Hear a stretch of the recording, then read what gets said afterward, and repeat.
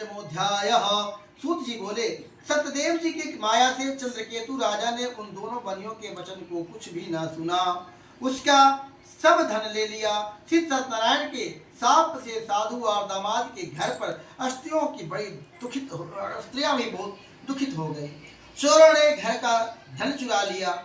आदि व्याधि से पीड़ित और दुखी भूखी प्यासी लीलावती अन्न की चिंता से घर घर घूमने लगी और कलावती कन्या भी नित्य ही घूमने लगी। एक दिन रात को भूख से दुखी कलावती एक ब्राह्मण के घर गई और सत्यनारायण के व्रत को देखकर कथा को सुन निज मनोरथ को मांगी और प्रसाद को खाकर कुछ रात गए अपने घर आई। तब लीलावती अपनी कन्या को धिक्कारने लगी, हे पुत्री, इतनी रात तुम कहाँ रहे, तेरे मन में क्या है?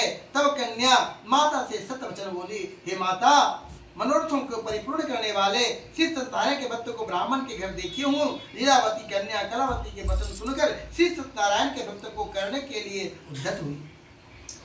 पतिव्रता साधु की स्त्री अपनी कन्या सहित बंधु बांधवों के साथ सत्यनारायण के व्रत को किया।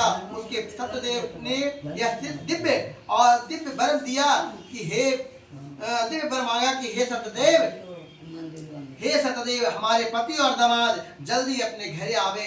मेरे पति और दामाद को अपराध के आप क्षमा करने योग्य हैं, अतः क्षमा कीजिए। इसमें सत्यनारायण स्वामी संतुष्ट हो गए और चंद्रकेतु राजा को स्वप्न दिखाया कि हे राजन, कल सवेरे ही दोनों सज्जन मणियों को छोड़ देना और उनका धन भी जो तुमने लिया है वह दे देना, नहीं तो हम धन पुत्र सहित तेरा राज नष्ट कर देंगे। यह बात राजा के कहकर सत्यनारायण प्रभु अंतर्ध्यान हो गए।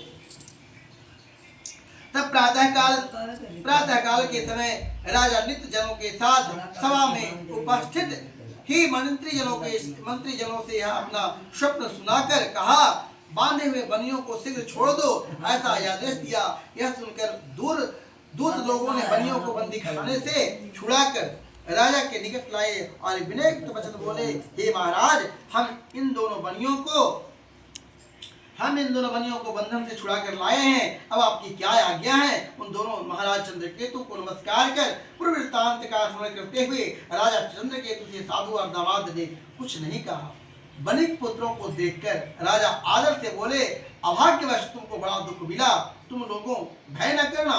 इस प्रकार राजा ने कहकर उनको दोनों को हाथ पैर की हथकड़ी बेड़ी कटवाकर अक्षौर कर्म करवाया। निज वस्त्र और आभूषण आदि देकर बनियों को अत्यंत संतुष्ट किया। पहले जितना धन लिया था उसका दूना धन देकर अब आप जाइए, यह कहकर उसको बनियों को राजा को नमस्कार कर कहा, जब मैं अपने घर को जाता हूँ। इति स्कंद पुराणे रेवाखंडे श्री पंचमोध्याय संपूर्णम्। बोलिए सत्यनारायण स्वामी की